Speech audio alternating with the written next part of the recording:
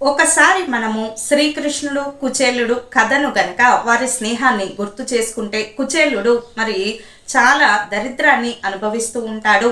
ఏమీ తినటానికి లేనటువంటి పరిస్థితిలో, బీద పరిస్థితిలో ఉన్నటువంటి మిత్రుడు కుచేలుడు. ఈయన శ్రీకృష్ణునికి మిత్రుడు. మరి కృష్ణుడు చూసుకుంటే చాలా భోగము అంటే చాలా ఐశ్వర్యవంతుడు, అష్టభార్యలు అంతకన్నా ఎక్కువ భార్యలతోటి చక్కగా హాయిగా ఉండేటటువంటి తత్వం కాబట్టి మరి ఆయన చాలా ఉన్నతమైనటువంటి స్థానంలో ఉన్నాడు. ఒకసారి శ్రీకృష్ణుడు కుచేలుని సేవలు చేయడమే కాదు, కాళ్ళు కడిగి ఆ నీళ్లు నెత్తి మీద చల్లుకుని ఇక ఆ ఆసనంపై కూర్చుండబెట్టి, తాను కూర్చునేటటువంటి ఆసనంపై కుచేలుని కూర్చుండబెట్టి ఆనంద పారవస్యంతో, చెప్పలేనటువంటి ఆనందం కలుగుతుంది శ్రీకృష్ణుడికి. భక్తి పారవస్యంతో ఆలింగనం చేసుకొని కుచేలుణ్ణి సతీ సమేతంగా సేవలు చేస్తాడు. కుచేలుడు తన ప్రియమిత్రుడు గుప్పెడు అటుకులు తెచ్చినందుకే చాలా సంతోషపడతాడు.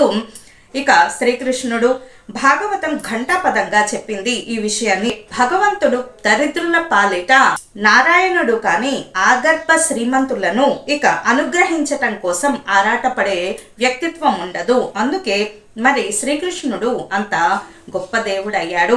నిశ్చలమైనటువంటి భక్తి, ప్రేమ అటువంటి వాటికి భగవంతుడు లొంగుతాడు తప్ప చాలా డబ్బుందనో, లేకపోతే చాలా సిరి సంపదలు ఉన్నాయనో, పెద్ద హోదా ఉందనో ఎప్పుడు కూడా భగవంతుడు లొంగడు. ఎప్పుడు కూడా భగవంతుడు ఎవరికి దగ్గర అవుతాడు, ఎవరికి లొంగుతాడు అంటే చక్కగా సత్యం మాట్లాడే వారి దగ్గరికి భగవంతుడు తానే వస్తాడు. అలాగే ధర్మం పాటించే వారి దగ్గరికి మరి భగవంతుడి అనుగ్రహం కలుగుతుంది వారికి. అలాగే నిశ్చలమైన భక్తి అంటే ఏదో కోరిక కోసము భక్తి పూజించడం కాదు, నిశ్చలంగా ఆయన మీద ప్రేమతోటి పూజించడం. అలాగే కోరిక రాహిత్యము అంటే ఎటువంటి కోరికలు లేకపోయినా ప్రతి నిత్యము ఆయన్ని పూజించడం, స్మరించడం, ఆయనతో మాట్లాడడం, జీవితంలో జరిగే ప్రతి సంఘటనను భగవంతునితోటి నివేదించడము, చెప్పుకోవడం అనేది గొప్ప అదృష్టమైనటువంటి లక్షణము. ఇది అందరికీ రాదు. భగవత్ సాక్షాత్కారం ఉన్నవారికే భగవంతునితోటి పరస్పరము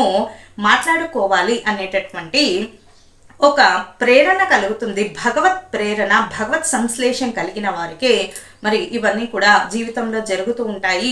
భగవంతునికి దగ్గరగా ఉండాలంటే ముందు ఉండవలసింది నిశ్చలమైనటువంటి భక్తి. ఎటువంటి కోరిక ఉండకూడదు.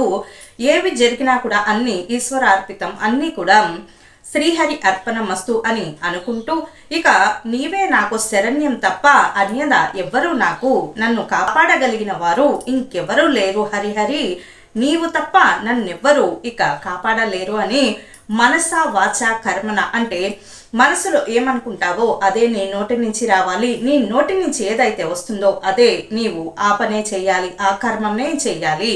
అలా చేసిన వారికి భగవంతుని సాక్షాత్కారం, నిశ్చలమైనటువంటి మనసు, నిశ్చలమైనటువంటి భక్తి.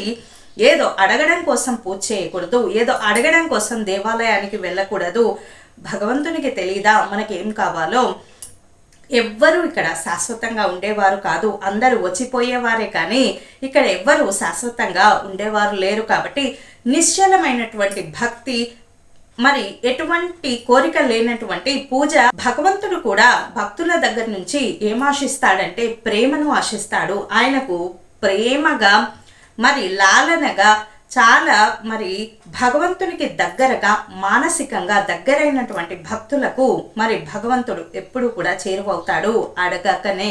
ఇదండి మరి శ్రీకృష్ణుడు కుచేలుడు మధ్య మరి మిత్రత్వం. ఒకసారి చూసుకుంటే భగవంతుని దగ్గరకు మనము భక్తులు చేరుకోవాలంటే సులువైన మార్గం ఏమిటి అని చూసుకుంటే నిశ్చలమైనటువంటి భక్తి.